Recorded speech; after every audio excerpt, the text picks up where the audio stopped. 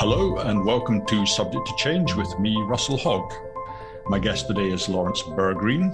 Laurence is a journalist and an award-winning writer of biography and history. His history books concentrate on the great journeys of discovery. He's written about the astonishing Chinese voyages of the early 1400s. He's written about Marco Polo's adventures and lately about Sir Francis Drake. And today we're going to be talking about his book, Over the Edge of the World, which describes the first navigation of the globe by Magellan's expedition, which took place around about 1520. Welcome, Laurence, to the podcast. Thank you, Russell. I'm very glad to be here. I thought I'd like to just start by asking about your approach to how you write history and how easy is it to decide what you put in and what you leave out, because I thought your book about Magellan managed a really good balance between telling an exciting story while at the same time you put in enough caveats and qualifications. And it seemed to me that the end result was actually quite historically rigorous. But I just wondered how easy you find it to get that balance right. Well, I think it's challenging and it requires a lot of trial and error. Keep in mind that Over the Edge of the World about Magellan was almost over-ambitious, because here's a story that encompasses the entire world and the entire world in the 16th century. So how do you recreate that, with some authenticity for modern readers, all the different points of view, the languages and all that. So that can be difficult. My general technique is to follow the footsteps, or in this case, the wake of an explorer, and go where they go, and to a certain extent, try to see things through their eyes. I have different points of view, but that's definitely one reference point. That also means relying a lot on primary sources. Fortunately, with the age of discovery and many other explorers, there are vivid and exciting accounts of their own voyages, often unfiltered, sometimes very skewed, but they're fascinating because, they were there. They wrote often, at the time it was happening or shortly thereafter. And that was true with Magellan, that there were, I'm an American, so I say Magellan, but that was true with Magellan because he brought along a chronicler, Antonio Pigafetta, who was a Venetian chronicler and scholar, to write an account, and there were many other letters. And so after a while, you can build up, from a variety of sources, an impression of what's going on. One of the main things, and people are surprisingly silent about this, is that when you write about exploration and discovery, we're really only seeing the European point of view, because often explorers, and that goes double for Magellan, are visiting pre-literate peoples. So we hear all about dramatic interactions between them and wherever these people happen to be, whatever tribes there are. But we're always seeing them through the Europeans' eyes. Mm-hmm. We never see the Europeans through the eyes of the indigenous people, because they didn't leave records. You can infer what's going on, and I try to do that from incidents, body language, if you will, and things like that. But if they start throwing spears, they're probably pretty angry. If they come bearing gifts, they're probably want to trade. If the women are disrobing and jumping in the water, they're probably looking for partners. So you can infer a lot from their actions, but you really don't know what you would call their thoughts. So this is something I always struggle with, because there really are some built-in limits and to what we can glean from these sources, although they are wonderful. The Magellan book could easily have been 1,000 pages. There's so much to say.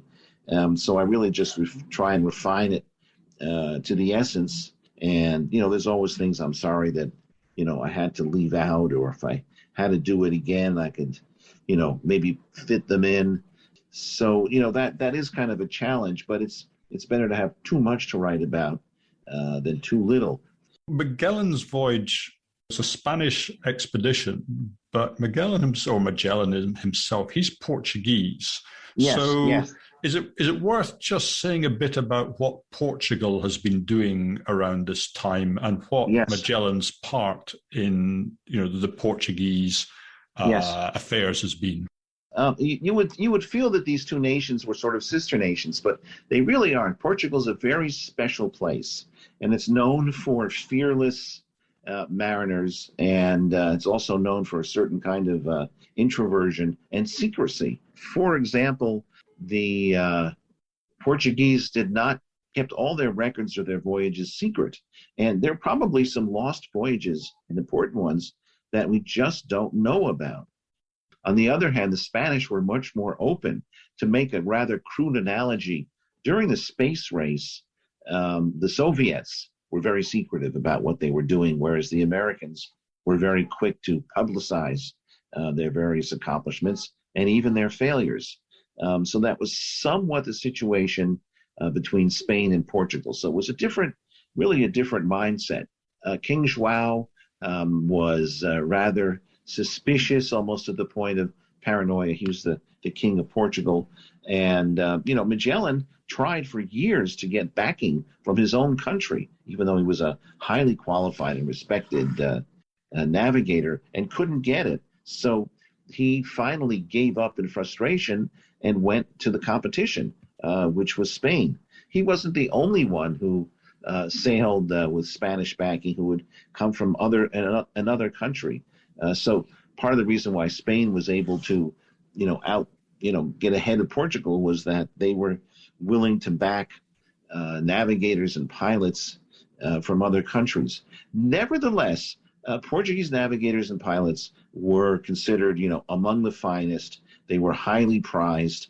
Anybody who could somehow persuade, bribe, or kidnap one to go along on a voyage considered themselves lucky. And the Portuguese really have a particular affinity for the sea. Now, they weren't, it wasn't because they were idealistic explorers. They were in the slave trade.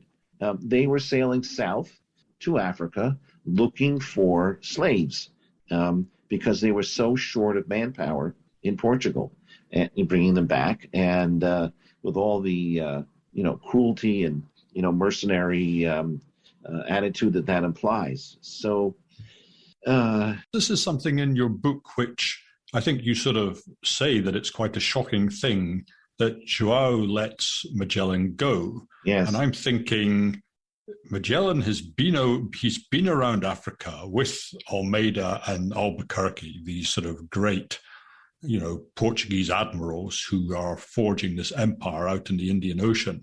And I sort of make two observations. One is that I guess that's where Magellan gets this sort of crusader attitude. He's a very warlike, very determined, yes, very single-minded guy. Yes. But also, what is João doing letting him go? Because he knows so much. That's a very good question. I really don't know the answer to it. Part of the reason I don't, and I think it would be hard to find the answer, is the Portuguese didn't preserve records of their voyages of exploration. It's a totally different story in Spain. If you go to Seville, there's the Archive of the Indies, the Archivo de las Indias, where they have it's like a national archives, very detailed records of all the voyages, correspondence, some mostly official, some of it personal. And so why people were doing things. There's nothing equivalent in Portugal, so we can often just guess about why certain things were happening. And, I've written about João in a couple books, and he's always remained a very enigmatic figure to me. And it's hard for me to understand, what made him tick outside of a certain acquisitiveness. Magellan goes off to the Spanish court. Yes. What's his big idea? What's he presenting to them? His big idea is, at that time, the most valuable thing in the world was spices in the Western world.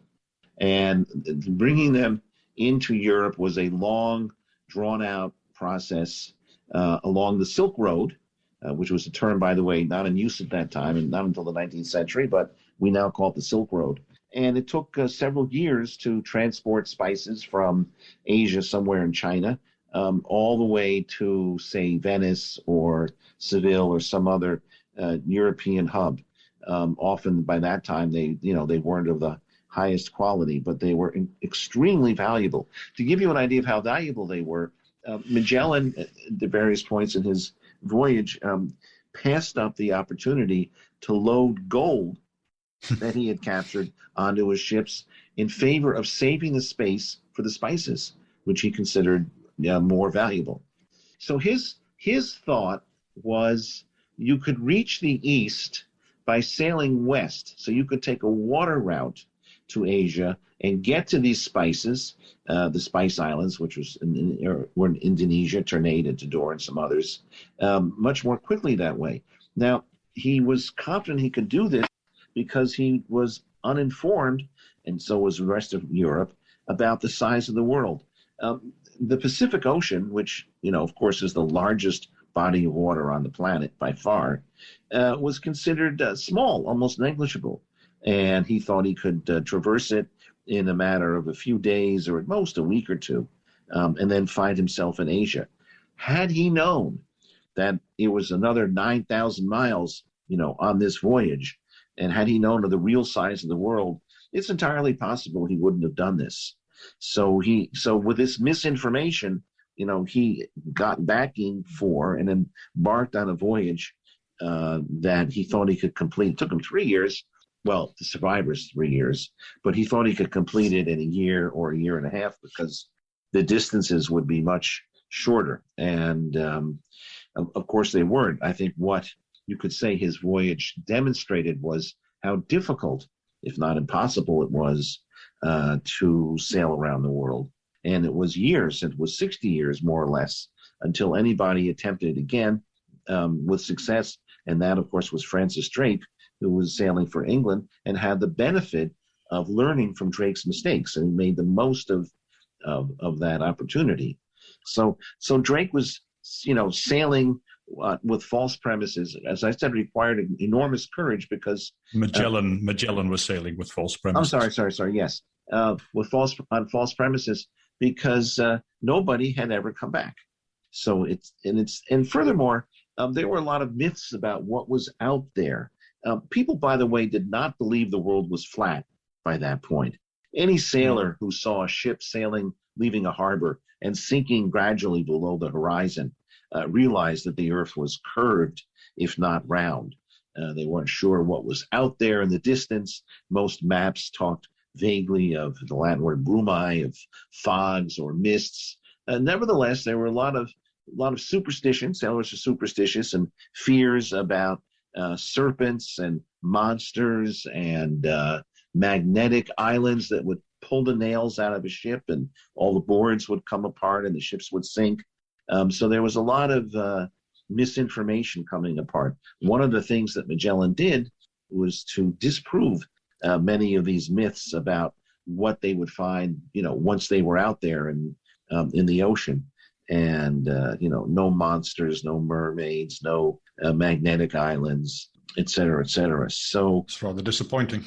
Disappointing, but in a sense, it made him the first modern navigator because he was doing this really based on fact, based on, personal observation, rather than speculation or relying on ancient texts or something else. But he, really went to go see what it was like, which was a more modern approach. That's why his voyage was so important. And of course, he discovered a lot of things which, people didn't know were out there, which mattered a lot. Namely, the Strait of Magellan, which was, a channel across South America. Its existence was rumored, but nobody really knew where it was. It was a little bit like the Northwest Passage, also mythical, and but he actually managed to find it and navigate it. Many people consider that the greatest feat of anybody in the entire age of exploration, his ability to do that. Let's not get ahead of ourselves, okay, because we barely got out of the harbor of Seville.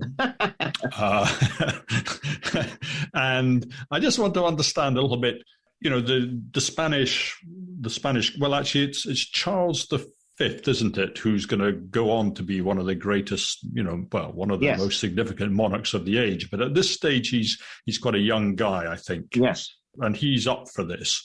So they back the expedition. So how many ships? What's the makeup? Who goes with Magellan? How's How's the expedition formed, as it were? Oh, well, he has his flagship, and then he has several ships that accompany him.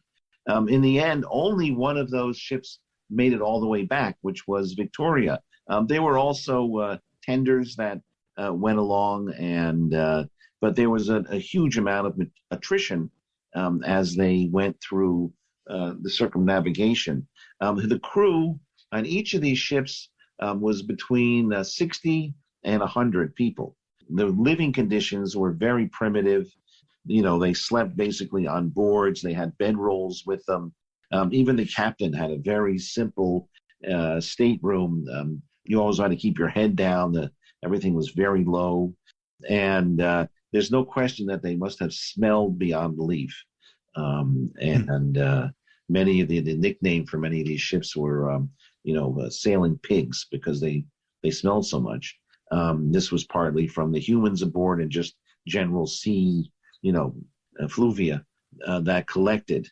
But they were very seaworthy, and they were a kind of a hybrid design that the Europeans were using very successfully, which combined the old-fashioned square rig sail with a kind of sail that was borrowed from Eastern sailors, which was a lateen sail, lateen meaning Latin, and that made the ship much more maneuverable. They also didn't draw much water, which made it useful for navigating in harbors or eventually through the Strait of Magellan. So they had their advantages as well. Most of the sailors were these were not trained navigators. Many of them were, if they weren't sailing, they would have been in prison. Nobody could swim. This is true of sailors for a long time, right? Because in these early days, who the hell wants to travel out to these places? You have to be desperate. They're a death sentence, and nobody knew how to swim. We think of swimming as being second nature, and how is it possible they didn't know how to swim? It's very doubtful that Magellan himself or any of his crew actually knew how to swim. So they saw people swimming once they got further away from Europe and in the South Pacific particularly, but it was not a common skill in Europe, as incredible as it sounds, to, go around the world without knowing how to swim. They also lived a kind of hand-to-mouth existence. They left with very simple provisions, often ship's biscuits, which quickly became wormy and sodden with seawater, or so hard you couldn't even bite into it. So then they began to live off the ocean. They were lucky that flying fish landed on the decks of these ships in droves. So the sailors leapt on them, and they had this ready source of food. When they got on land, they were able to catch or harvest various kinds of clams and oysters, but so they gradually switched to more of a seafood diet, often which they ate raw. There was a cook on the ship, but he was not. I don't think he had completed the course at. The cooking was very, very primitive, and the food was, as I said, kind of catch as catch can, and really awful. This is maybe making sense of something for me then, because what I couldn't understand reading your book is that they take this rather eccentric course down the coast of Africa rather than crossing over to America. And yes. I think even before they've crossed over to America, there's a first attempt at a mutiny. And yes. Is it worth just saying a little about Sure. who the officers are and why they're so hard to control? This was a constant problem, mutinies, because of call from Washington, D.C. That's Mr. Biden. Yeah, again. Again, yeah. I told him once. Mutiny was a constant problem, partly because the sailors were untrained and there was no sense of discipline or hierarchy. Also, on the ships, there were two classes of people. They were all these, almost convicts, quasi-convicts, who were the able-bodied seamen. And then there was an elite corps of officers. They were not trained as sailors either, particularly Magellan being an exception. The people he brought with him were not particularly expert. Furthermore, because he was sailing for Spain, he had to bring a contingent of Spanish officers with him. And they considered themselves the real leaders, not Magellan. They thought that they looked down on him as a pilot, and they thought this was a Spanish expedition that they were leading, even though they didn't have the skills. And so, the relationship between these two groups of people got worse and worse. And finally, they were afraid that Magellan was going to get them all killed with his sailing. They didn't trust his skills. That there was a mutiny, basically based on sort of status envy, that he didn't have the right to be a captain, and he took it very seriously. And he had a trial. He condemned. It was near the opening of the Strait of Magellan. He built a gallows there and had a trial, and at least one of the sailors was condemned to death. But he was one of the Spanish nobility. Well, this was pretty bad. If Magellan had survived this voyage, he might have been executed for having done that early on in the voyage. We'll never know because he didn't make it all the way around. But that was that may have allowed the voyage to continue, but it meant that he was in jeopardy. So the entire time that he was going around the world, he was fleeing a Spanish ship that was out to get him, to arrest him and bring him back to Spain. So he was really between a rock and a hard place. That's extremely interesting, because I was looking at it slightly from the other angle, which was, Cartagena, I think that's his name. Cartagena, yeah. He's the guy. Yeah, he's the guy who never gives up. And I'm just thinking, well, if he would have succeeded and would have managed to get the expedition sort of called off and go back to Spain, I'm wondering what reception he could have expected. Who, Cartagena? Yeah, because he's kind of ruined the expedition before it gets going. Yeah, it's a good question. It's really hard to know. I'm sure King Charles would have been disappointed, but it's hard to know. He never got the opportunity. Magellan was, if nothing else, fantastically determined to carry out what he saw as his mission. And, anything that got in the way, he, removed it or ignored it. Bulldozed his way through, yeah. But then the story you tell, it's almost unbelievable, of that mutiny, where I think there's 5 ships and one is sort of bimbling around, not quite knowing what's going on. But there's 3 ships have mutinied. Yes. And Magellan is on his own, and yet somehow he comes through. And I thought, wow, that was such an amazing story. Yeah, he just managed to outfox them. And keep in mind that he was, this was, a lot of it was his skill. He was on his, he was much more familiar with being on the water, whereas the mutineers and the Spanish were, they were not. So, he was able to sail rings around them, if you will, and eventually put this mutiny down. Once he did, he emerged as the unchallenged leader of the expedition. There was no more Spanish contingent that was going to constantly try and undercut him or, claim his accomplishments for their own. So that, he solidified his position doing that. Now, it's the kind of thing that is repeated in a lot of other voyages where there's often a mutiny close to, a little shortly after departure, and then a leader emerges who is the leader. This happened to Francis Drake on his circumnavigation 60 years later. There were some other officers on board who considered themselves, they were from the British aristocracy, and they considered Drake kind of a parvenu, and it was their expedition. But eventually Drake actually executed one of them right near the same spot that Cartagena was executed by Magellan, and it was sort of an eerie parallel between these two situations. It's Quesada that's executed, right? Cartagena, I think they dumped them on a desert island or something. Right, yeah, oh right, they put them on the desert island, yes, and they sailed away. That's a hell of a thing to do. But no, I mean, they did execute Quesada, who's one of the other captains. Quesada, yes. And I think they got his co-conspirator to cut his head off. Right, they did. They got the yes.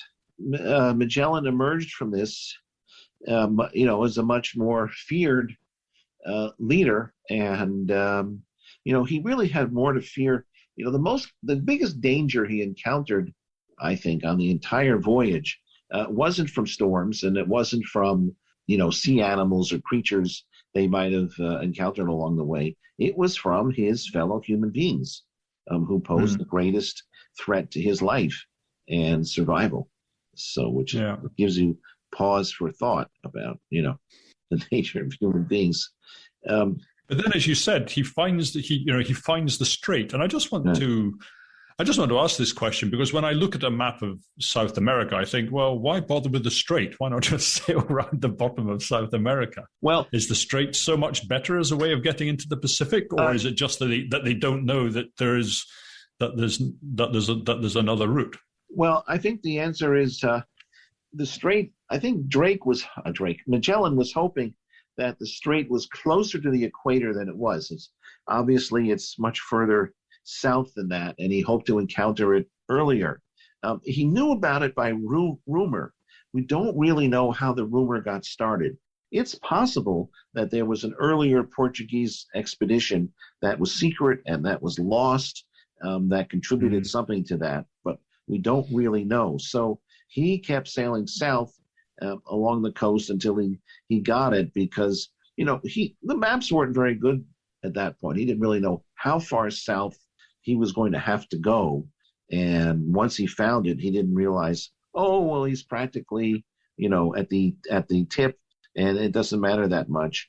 Also, would have been even storm. It would have been a very hazardous, dangerous to double the Cape. The strait, one of the nice things about it was protected. I was there. I went through it twice, and it's it's beautiful. It's a fjord. It's wide. It's vast. I mean, it's an immense, amazing place, and the sailors were protected inside of it, so they were able to restore, refresh themselves. He was able to find some fresh water. The way he actually knew he was in a strait and not a false lead of some sort was that he kept tasting the water as he went through, and as it got less salty and more fresh, he knew he was heading inland. And he kept going, and as it got more salty, and then he knew he was heading out the other side, to the west coast. So that's how he could tell. A very simple but effective way of recording his progress. Also, there were a lot of channels in that strait. It was easy for ships to get lost in the so-called frets, but he managed to keep them together to do that. But sailing through it the first time, no Westerner had done that before, was a remarkable accomplishment. That, of course, that reminds me, keep in mind this idea of discovery applies to Europeans. There were plenty of people who lived in that area who sailed through the strait all the time, because they lived in that region. So this wasn't a big discovery for them. It was their, backyard, if you will. And that's actually something you hear again and again in the Portuguese expeditions, and to some extent with Magellan's mission, is that they have a tendency just to grab any passing stranger that they can find and kidnap them, so that they can be told, what to do. And it's kind of brutal, but you can see the reason for it. Yes, well, it's like stopping to ask for directions in a very forceful way. Yes, so keeping your helper on board. Right. And so when he came out the other end, they realized this was a big accomplishment. Now the whole Pacific Ocean lay before them, but he thought, well, no problem. He's going to be at the Spice Islands in a week or two. So he expected that he had it was almost mission accomplished at this point, except it wasn't. And they sailed. They were out of sight for land for weeks on end. He, was, because he didn't have a reliable map, was learning as he was going. At one point, he got very frustrated and took the maps that he brought with him and threw them overboard, saying that they were useless. And for his purpose, they were. And also, he did have one benefit, and that was another discovery of his, in addition to the Strait of Magellan, were the trade winds, which the Europeans didn't know about. These winds blow constantly and steadily across the Pacific and from east to west, and he got benefit of that. So they could keep sailing day and night and making unimpeded progress. So they were able to cover a lot of distance, although they were starving. After a while, they were starving because there weren't enough fish. Presumably, they would also start to suffer from scurvy, would they? Yes, they did suffer from scurvy, and it's not really clear how much Europeans knew about it at that point. The Chinese knew all about it, but it seems that the ordinary seamen suffered terribly, and when you suffer from scurvy, your body literally begins to fall apart. The ligaments come undone. You're bleeding all over. One of the classic cures for it is vitamin C, ascorbic acid. As it happened, by coincidence, Magellan had some jam with him that was a delicacy that he shared with the other officers, and so they would often have a little bit of jam to sweeten their food without realizing that they were eating something that was rich in vitamin C. And he couldn't figure out why the ordinary seamen were getting sick, and he and the select few officers were staying healthy. But that was the difference. And he never really made the connection. But that was why they survived. If he hadn't happened to bring that jam with him, I think this voyage might have had a very different outcome. So that's very interesting, isn't it? It all sort of hung on that kind of accidental, coincidental thing, and the vitamin C made it, was different. It was not until the 18th century that the British realized vitamin C was actually really vital to the health of sailors. Although I think it was known on a informal or folk level long before then. But it took that long for it to become, I mean, I suppose one of the problems for them is that normally voyages don't last so long. I mean, you don't sail across the Pacific Ocean for weeks and weeks and weeks and weeks with no fresh food, right? Right. It must have been something that they only occasionally come across, and so it's quite hard to work out what's going on, I suppose. Yes. And, the Chinese were doing this 100 years before, but their science was much more advanced. And so they actually had bigger ships, and they brought citrus fruit trees and bushes with them on the ships. So they had a fresh source of vitamin C wherever they went. But the Europeans didn't know about that. And Magellan was vaguely aware that there was something going on with China, but he couldn't figure out what it was. As he was getting further east, he sailed along a beach, I'm not sure which beach, and he came across Chinese pottery and silk. And he didn't know, how it got there or where it was from. It was, it might have been, for all he knew, it was from aliens. As it turned out, these were actually artifacts from the so-called treasure fleet of China, which was about a century earlier. And, this was some of the wreckage or some of the sailors had left it there. But this was unknown to Europe. They just didn't know, about the competition. As I said, China. But the Chinese fleet, it's an amazing story of civilization sort of being far ahead and then just going backwards. I wouldn't give to see one of these ships, Yes. If we still had them, it'd be an amazing sight. It would be incredible because they were 400 or 500 feet long with big red silk sails. They must have been, incredibly impressive sight. But China is generally not a nation, it's given more to introspection because it's so big. They're the Middle Kingdom. So this was it's kind of an anomaly in their history that there was a phase of exploration, and there was an emperor, and there was especially an admiral named Cheng Ho, who was a Muslim eunuch, who was a boyhood friend of the emperor, who led these expeditions. There were 7 of them in all, and they far outstripped anything that Columbus or Magellan or anybody else was doing in terms of their size and their ambitions. They did not circumnavigate the world. I have to throw that in. There's a kind of a counterfactual theory that they did, but it ain't so. So Magellan, powered by quince jam, he gets across the ocean, and via Guam, he ends up in the Philippines. Yes. And then he has another stroke of luck in that he has a slave with him called, I think, Enrique. Yes. And that makes a big difference, does it not? It does, because it turned out that Enrique recognized the local language. And it seemed, and Magellan had picked him up, a long time before. He'd followed him around, but he never knew anything about his origins. But it seemed he had come from that part of the world, and he was now home. If that's true, and we don't really know for a fact, but if that's true, that would make Enrique the first person to circumnavigate the world of all the unlikely people, quite by accident, because he was sort of the equivalent of a message in a bottle. So that made a big difference.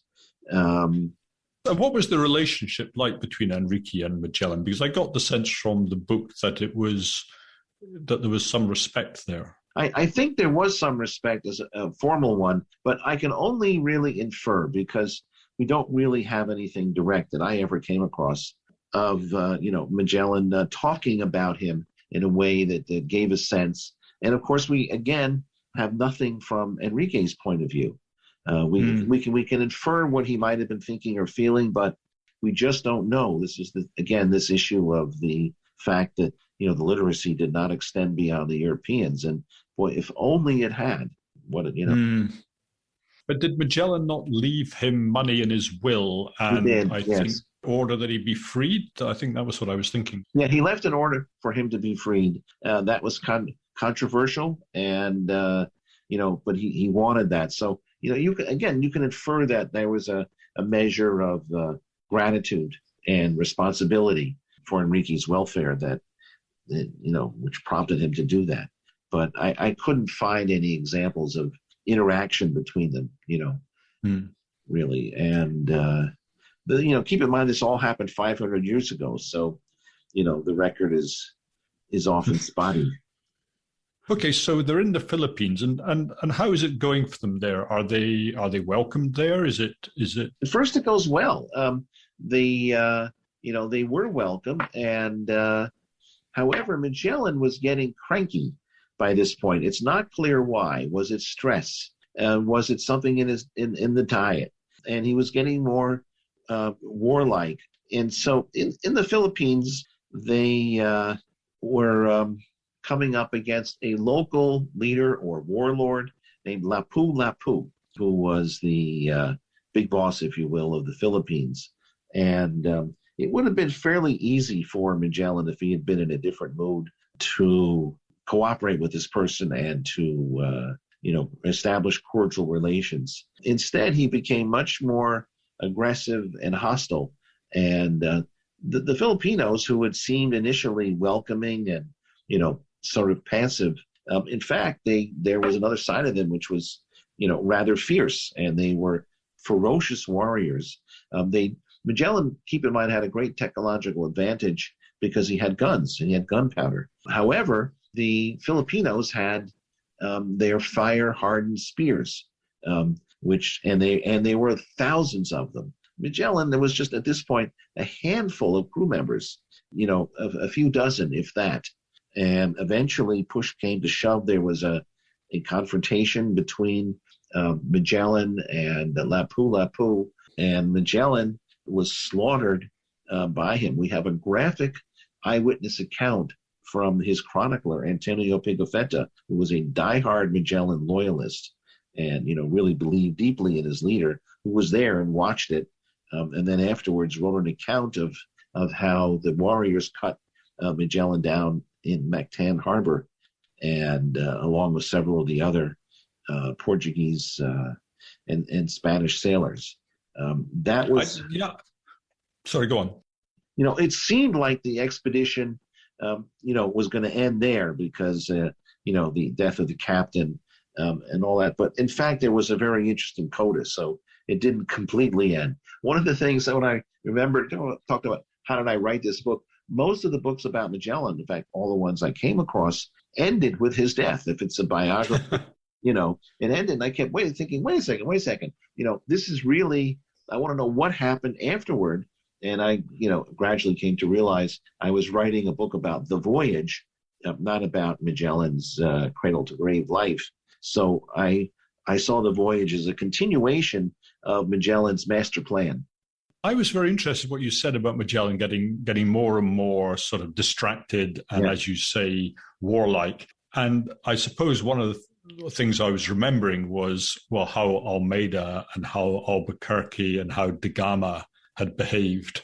And I thought, well, he's not that far out of character. The Portuguese were fantastically aggressive in their approach. You're absolutely right. I mean, he's, Da Gama was even worse than by far. I don't know, worse, more extreme. Let's use a less judgmental term than Magellan in his behavior towards various indigenous peoples whom he encountered.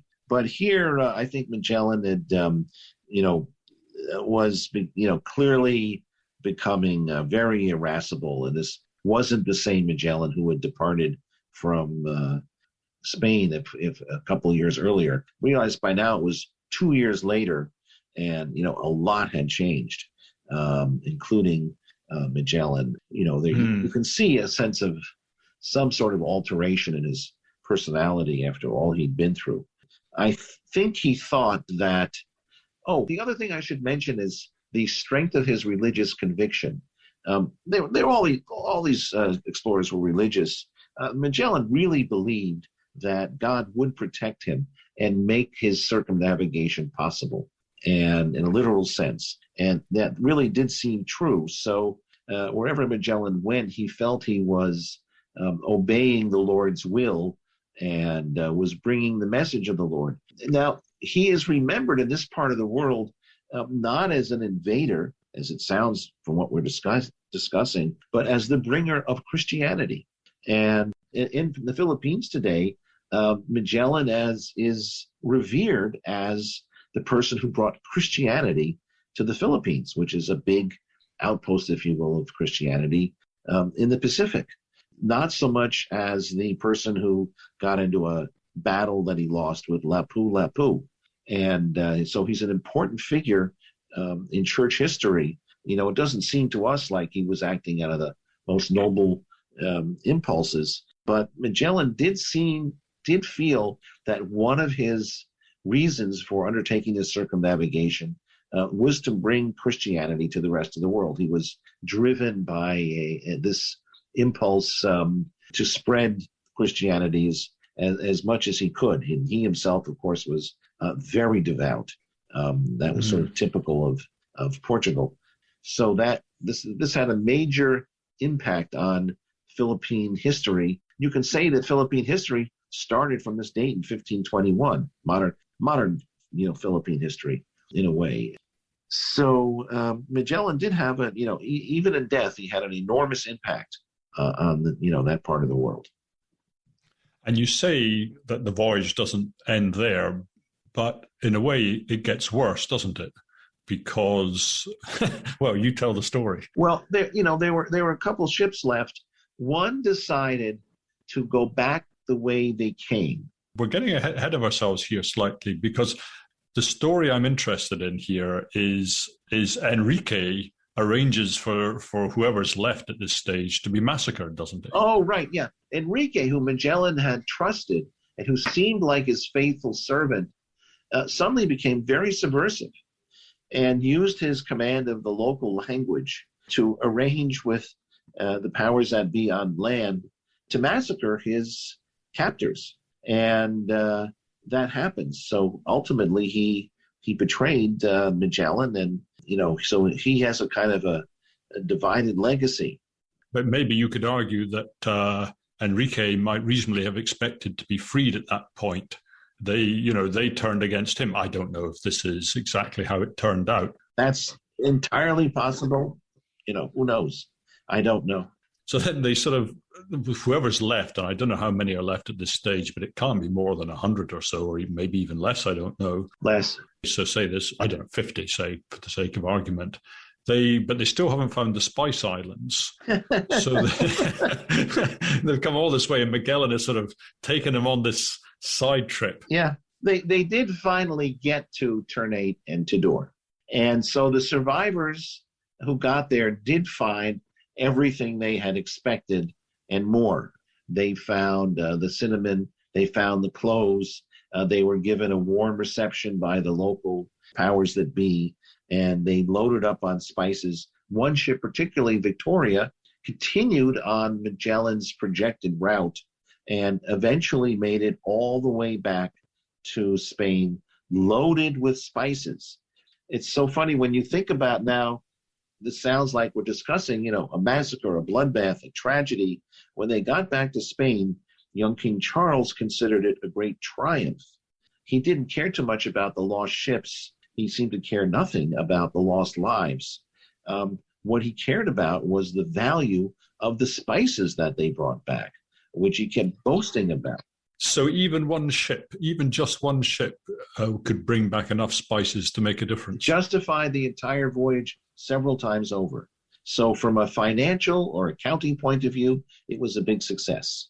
One thing I was taken by is that the man who is now in charge of the remnants of the expedition is a Spaniard called Elcano. Elcano, right.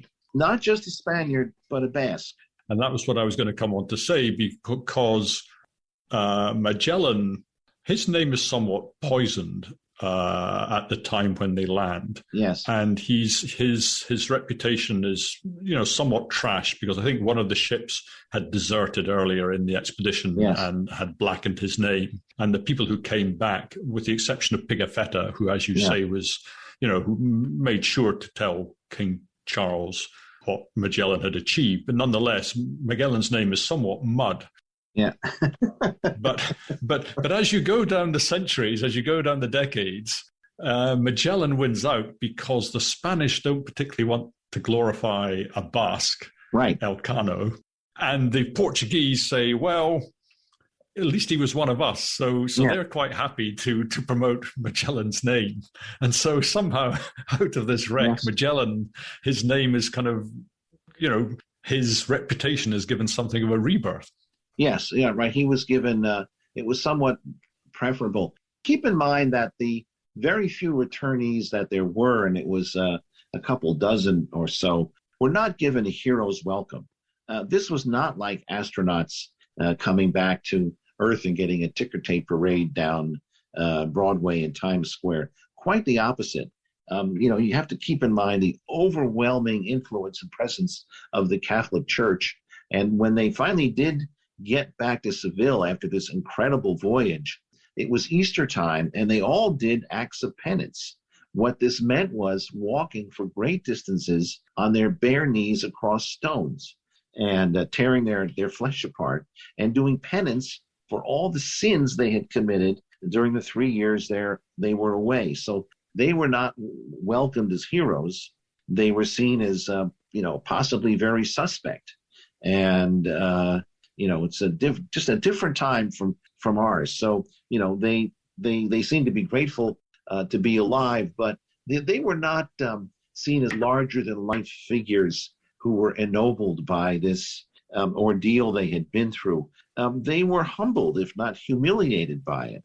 And, they had seen how big and dangerous the world was and how small and frail people were, in the face of it. The takeaway, if you will, from the voyage was perhaps the opposite of what we would think of as a heroic mission of conquest.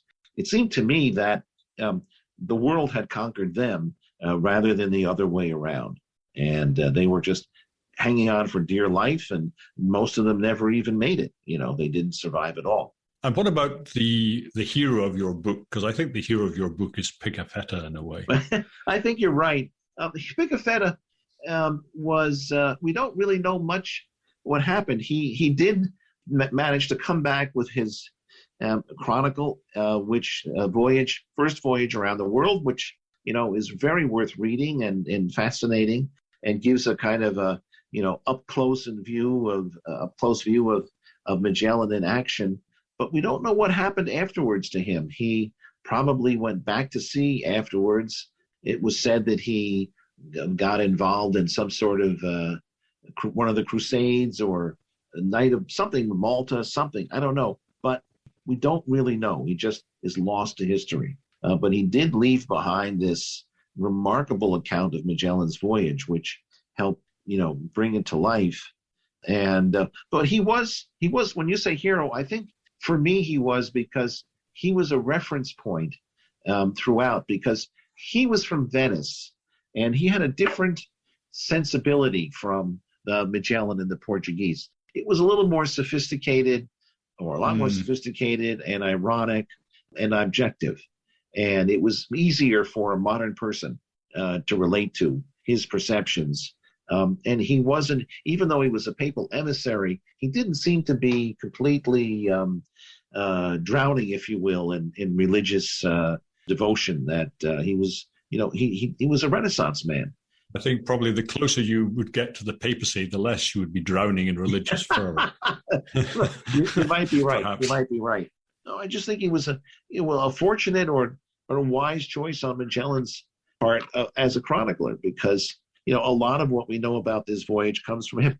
And also, there are other sources. There are pilots' logs, and there were a lot of lawsuits at the end of it. So there's testimony from the lawsuits. The Spanish are incredibly litigious, so that generated a lot of paperwork that was useful. So, there's other sources as well. But I think if for a writer, the Pigafetta was a kind of a stand-in or something, if you will. Right. Well, I feel we've done this justice, and thank you so much for spending the time with me to go through it. And thanks, I just can't I just can't recommend the book highly enough, because I do think you've managed to, tell a piece of narrative history where, as you say, you kind of tell the story, and it is an incredibly exciting story, and it's an absolute page turner. But at the same time, you've not skipped out the difficult bits. You've left in the buts and the maybes and the perhapses. And yes. I feel, it's a serious work of history at the same time. So I just really, really love the book. So thank you so much for talking to me about it. I'm delighted that you enjoyed it, and it was a pleasure talking with you. Okay, well, let's wrap it up there then. So thanks again. Well, that's the end of today's show. I hope you enjoyed listening, and if you did, do please join me for the next episode. And if you have the time, please do recommend me to your friends. And a share on social media and maybe a review on iTunes really helps my guests get the audience they deserve. Goodbye for now.